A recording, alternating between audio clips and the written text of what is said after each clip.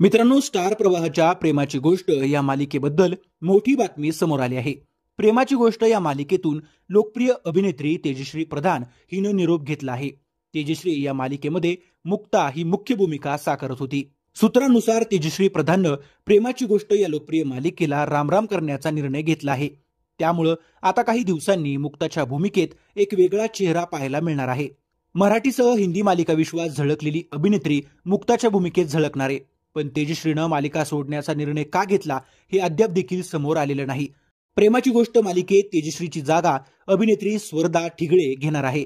माझे मन तुझे झाले, स्वराज्य, सौदामिनी, ताराराणी या मालिकांमधून गरगरात पोहोचलेली स्वर्धा मुक्ताच्या भूमिकेत झळकणार आहे.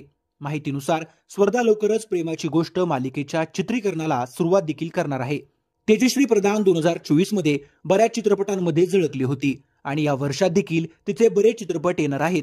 परंतु ही लोकप्रिय मालिका सोडल्यामुळे तिचे चाहते मात्र नाराज झाल्याचं पाहायला मिळतंय.